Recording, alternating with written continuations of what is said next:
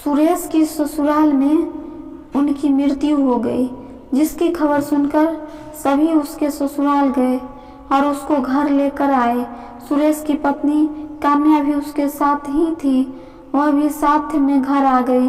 पूरे परिवार में मातम सा छा गया था। सुरेश, जो कि परिवार का सबसे बड़ा लड़का था, अपने चाचा ताऊ में भी खैर फिर विधि पूर्वक उसका अंतिम संस्कार किया गया। फिर तीसरे दिन उसके तीजे पर लोग एकत्रित हुए एवं सलाह करने लगे कि आगे क्या करें, क्योंकि उसके 5 बच्चे थे और सभी छोटे थे।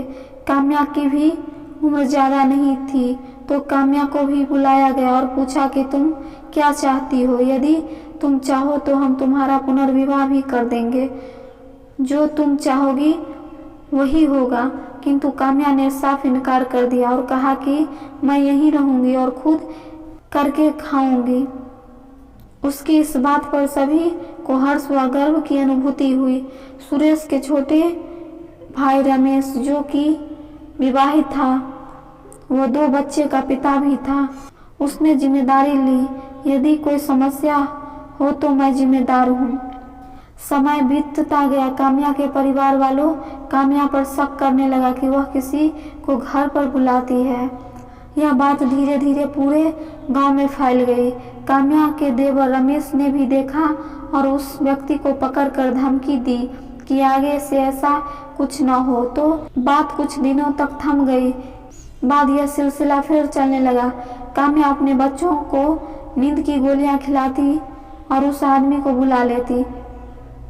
इस बात पर रमेश ने लोगों को इकट्ठा किया और काम्या के प्रति जो उसकी जिम्मेदारी थी उसको वापस लिया। तो लोगों ने काम्या को बुलाया, उसे दोबारा बात पूछी तो उसने माफ़ी मांग ली। रमेश के चाचा ने भी काम्या की इच्छा पुनः जाननी चाहिए, परंतु काम्या ने साफ इनकार कर दिया कि आगे कोई गलती नहीं होगी। फिर एक दिन करीब 10 बजे रमेश का फोन उसके चाचा के लड़के मिस्टर कुमार के पास आया। कुमार जब अपने परिवार के साथ टीवी देख रहे थे, नवंबर का महीना का मौसम में थोड़ी ठंडक थी। कुमार ने फोन उठाया। हेलो, रमेश तेजी से बोला। हेलो भाई, जल्दी से तुम चाचा को लेकर घर पे आ जाओ और हाँ, दूसरे चाचा को भी लेते आना। कुमार हिचकिचाते हुए, क्या हुआ भाई? रमेश, यहीं आके पता चल जाएगा। इतना कहकर फोन काट दिया। कुमार ने अपने पिता को यह बात बताई। कुमार के पिता काफी सज्जन व्यक्ति थे और कुछ समय से बीमार भी चल रहे थे, तो इस बात पर कुमार अपने पिता और ताऊ जी के साथ रमेश के घर गए। वहां गए तो देखा काम्या के दरवाजे पर रमेश और 2 अन्य लोग खड़े हुए थे। उनसे जाकर पूछा तो उन्होंने बताया कि काम्या के घर में कोई पराया व्यक्ति है। जो सभी अंदर गए तो यह बात सच थी। यह देखकर सबका खून खौल गया। तो ऐसा होना स्वाभाविक भी था, क्योंकि बहू घर की इज्जत होती है और उस पर कोई हाथ डाले तो क्या करे। तो सभी ने मिलकर उस व्यक्ति की धुनाई कर दी।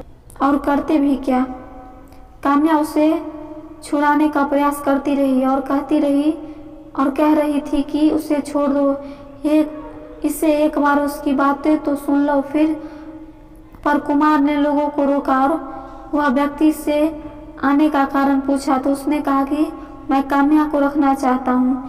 यह सुनकर सभी सन्न रह गए।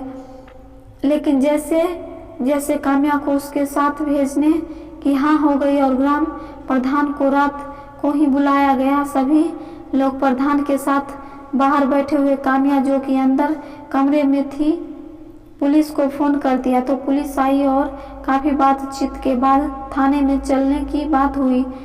जो बात होगी थाने में ही होगी। तो कुमार के पापा रमेश व पराया आदमी ने भी पुलिस के साथ गया। सुबह को सभी लोग थाने में गए।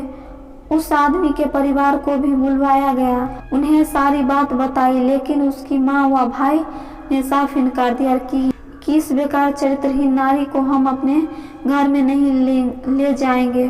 और पीछे 5 बच्चे भी। उस व्यक्ति का भी एक लड़का था और उसकी एक पत्नी मर गई थी। काफी मकसद के बाद भी कोई फैसला नहीं हुआ। फिर उन तीनों को जेल भेज दिया गया।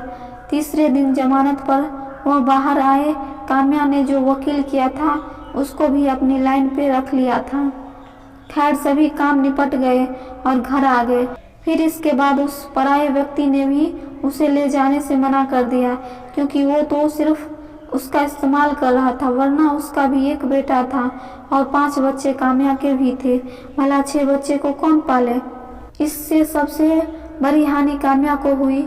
उसने अपनी इज्जत भी गंवाई और परिवार से भी दूर हुई और अपने बच्चे के भविष्य में होने वाले सम्मान पर भी एक कलंक सा रख दिया।